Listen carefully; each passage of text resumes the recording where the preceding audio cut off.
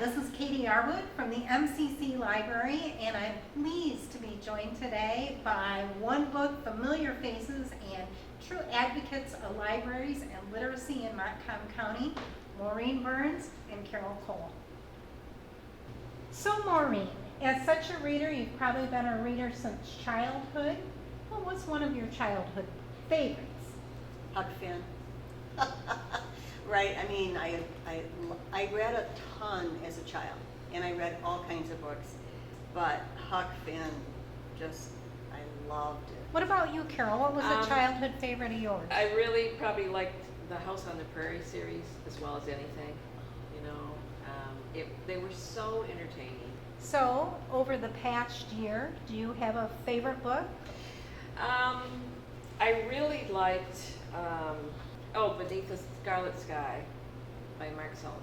I mean, it was a book that I probably never would have picked up and read on my own, you know, and so that has just stuck with me since I read his story. So, What about you, Maureen? Have you had a favorite book over the past year? I'm reading Alexander Hamilton. I only have a few pages left, and it's huge, but it is, I love it. I think about it a lot. I talk about it a lot. It's just like history is going on right now. It's not that much different, and they survived. It's just, and it's the one that the play came from, Hamilton. So it's just wonderful. Do you have an all-time favorite book? Yes, I have two that have tied. Gone with the Wind, and I've read it more than once. And I don't read books more than once, but I loved that book. I read it when I was in high school. And then when I read The Book Thief, I thought that ties.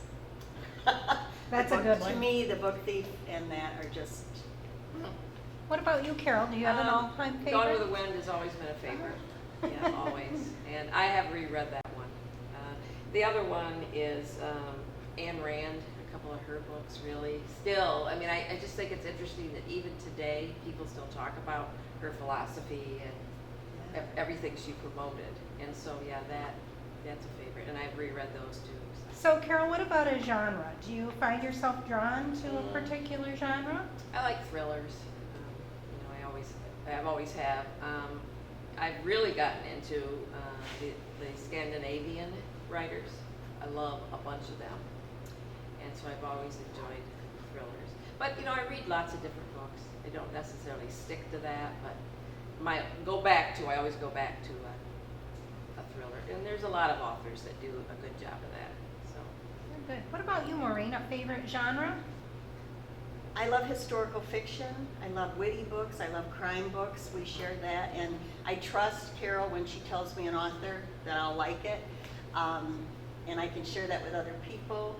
I like history. I like how-to books. It was my whole career was motivational stuff. I love all those. I just really like the whole gamut. So in this big mix of reading throughout the years, have any authors stood out as favorites to you? Well, I tried to think of that because I think of so many great writers, but then they'll have a book I didn't care for, but I love the others.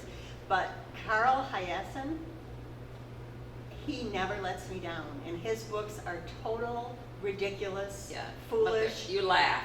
You laugh out loud over yeah. and over, and I try and read one a year because it just is so fun. So Carole, do you have favorite authors? The recently one I've really gotten to enjoy is his name is Ragnar Jonasson, and he's a Scandinavian writer. And he just, you know, they're all set in Iceland, and it's so interesting to me about what life is like in Iceland. And then the crime, and they have very little crime there. They really don't have much crime at all, but yet he wrote all these books about, you know, these crimes.